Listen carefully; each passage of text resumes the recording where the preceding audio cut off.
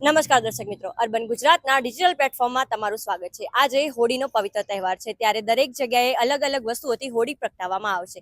ત્યારે વલ્લભ વિદ્યાનગર સ્થિત સરદાર પટેલ યુનિવર્સિટીના પૂર્વ સિન્ડિકેટ સભ્ય અલ્પેશભાઈ પુરોહિત છે, જે છેલ્લા 15 વર્ષથી ફક્ત છાણા દ્વારા હોળીને પ્રગટાવે છે અને તેનું આયોજન કરે છે। ચાલો આપણે તેમની સાથે વાત કરીએ।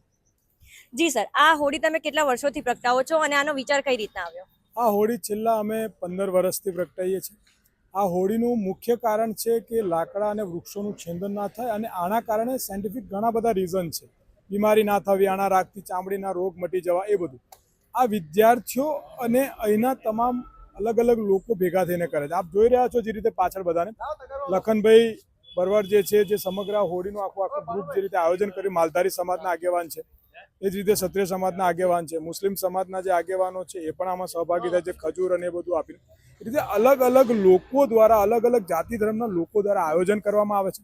આ વર્ષે ખાસ એટલું છે કે આ એક એવી તારીખ આવી છે જે તારીખે આપને યાદ હશે કે જલિયાવાલા બાગમાં જે હત્યાકાંડ કરનારો જે વ્યક્તિ હતો ને, એ વ્યક્તિની છાતીમાં કોઈ ગોળી મારી હોય તો ભગતસિંહના ઓલ ઇન્ડિયા યુથ કાઉન્સિલ દ્વારા અને સ્ટ્રાઇકર પરિવાર દ્વારા અમારા અલગ અલગ કાર્યક્રમો ચલાવવામાં આવે છે। સંપૂર્ણ માટીની ગણપતિની સ્થાપના હોય, માટીમાં અને રાખમાં હોળી ધૂળેટી કરવાની હોય અને આ હોળી કરવાની હોય। અમારો સ્પષ્ટ સંદેશ છે કે સનાતન ધર્મ જે છે એ સાયન્સ સાથે જોડાયેલું છે। એણે જે રીતે લોકો બદનામ કરી રહ્યા છે, યા લોકોએ ધર્મનું અર્થઘટન ખોટી રીતે કરી રહ્યા છે, એ સાચો યુવાનોમાં પસરે, એ અમે અને અમારું ટીમનું આખું અભિયાન છે। ને અભિયાન રૂપી આજે 15મા વર્ષમાં પણ અમે સક્સેસફુલી, તમે જોઈ રહ્યા છો, 11,000 છાણા।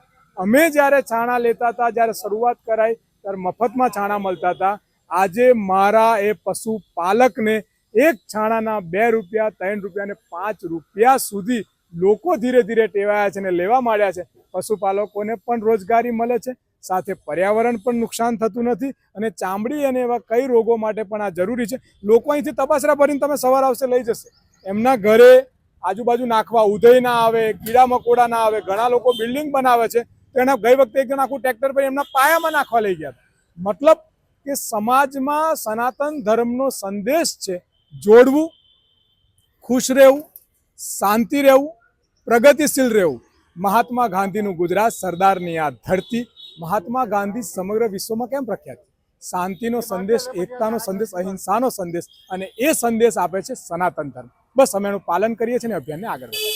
જી સર, જે 11,000 છાણા તમે એકત્ર કરો છો, એ કઈ રીતના કરો છો અને કેટલી ટીમ તમારી કામ કરી રહી છે? આ છાણા 1 વર્ષથી કામ કરે છે। મેં કહ્યું કે લખનભાઈ છે, વિક્રમભાઈ છે, ઘનશ્યામભાઈ છે, વનાભાઈ છે, આજે આખું માલધારી સમાજ છે, એમના પરિવાર 1 વર્ષથી આ છાણા ગાયના જે થાય એના ઘરે ભેગા કરે। એ ભેગા કર્યા પછી 11,000 થાય, 12,000 થાય, 13,000 થાય, એ સંપૂર્ણ જાતે લાવી અને જાતે આ હોળી ઊભી કરે છે। આનો કોઈ જ ચાર્જ અમારા ગ્રુપમાંથી કે અમારા દ્વારા ચૂકવવામાં આવતો, એ જાતે પોતાની રીતે સંપૂર્ણ ઊભું કરી અને આખું હોળીનું કામ સંભાળે છે। જી સર, આજકાલ દરેક જગ્યાએ હોળી પ્રગટાવવામાં આવે છે, ત્યાં આગળ ઘણા લોકો પૂરા નાખતા હોય છે, બાવળિયાના લાકડા નાખતા હોય છે, ઝરડા નાખતા હોય છે, અને ઘણી બધી સાવરણીઓ એવી પણ વસ્તુઓ ત્યાં આગળ હોળી દહનમાં નાખતા હોય છે। તો એને લઈને તમારું શું માનવું છે ને એવા લોકોને તમે શું સંદેશો આપવા માંગો છો, અને ખરેખરમાં હોળી કઈ રીતના પ્રગટાવાય છે? હા, હું દરેક લોકોને ખાસ વાત કહીશ કે ધર્મ છે ને એ મજાક નથી। ઉત્સવ મનાવો, મોજ મસ્તી કરો, પણ શાસ્ત્રો અને ધર્મને સમજો। હું ઘણીવાર આ કહું છું કે હોળી કરવી, પણ એ હોળીનો મજાક ના કરવો। ગણપતિ કરવું, મેં જોયા છે ઘણા ગણપતિ કરે, ડીજે, હજારો પક્ષીઓ મરી જાય, એને શું કરવાનું?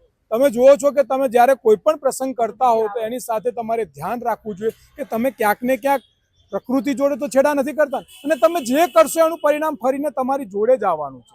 શાસ્ત્રોક મુજબ તમે સરસ રીતે કરી શકો છો। થોડુંક કઠિન હોય છે, થોડુંક ખર્ચાળ હોય છે, પણ જો તમે નિષ્ઠાથી કરો છો તો હું માનું છું કે એમાં કોઈ જગ્યાએ તકલીફ નહીં પડે। હું સંદેશ આપવા માંગુ છું મારા સનાતન ધર્મના લોકોને, હિન્દુ આપણી સંસ્કૃતિ છે, સનાતન આપણો ધર્મ છે, ધર્મનો રંગ લાલ છે, બલિદાનનો રંગ કેસરી છે, અને મહાદેવ 2 રંગી છે। સફેદ એ શાંતિનો રંગ છે, એને સમજવાની જરૂર છે। કટ્ટરતા, નફરત અને હિંસા એ સનાતન ધર્મના કોઈ પણ ગ્રંથનો પાયો નથી, તો એને ક્યારે પણ આપણે મિસયુઝ કરી યા પછી એનું અર્થઘટન બદલી અને કરવું ના જોઈએ। મારા ધર્મની રક્ષા કરવા માટે હું હથિયાર ઉઠાઈ પણ શકું છું, પણ બીજાના ધર્મને નષ્ટ કરી અને મારા ધર્મને બુલંદ કરવાની માનસિકતા એ સનાતન ધર્મની માનસિકતા નથી ને અમે ઠુકરાઈએ છીએ. આવો સાથે મળીને ધર્મના સાચા સંદેશને, સાચા મતલબને, સાચા શાસ્ત્રને જાણી અને ધર્મની ઉજવણી કરીએ તો જ સાચો ધર્મ સચવાશે. ધન્યવાદ સર અમારી સાથે જોડાવા બદલ. તો આ હતા સરદાર પટેલ યુનિવર્સિટીના પૂર્વ સિન્ડિકેટ સભ્ય અલ્પેશભાઈ પુરોહિત, જેમને આપણને ધાર્મિક પવિત્ર તહેવારને લઈને સરસ એવું વક્તવ્ય આપ્યું છે અને ઇન્ટરવ્યૂ આપ્યું છે. ત્યારે આપ સૌને અર્બન ગુજરાત તરફથી હેપી હોલીની હાર્દિક શુભકામનાઓ. અને આવી જ સતત અપડેટ માટે જોડાયેલા રહો અર્બન ગુજરાતની સાથે. કેમેરામેન અક્ષિત પટેલ સાથે હું છું ચાર્મી મહેતા, અર્બન ગુજરાત, આણંદ.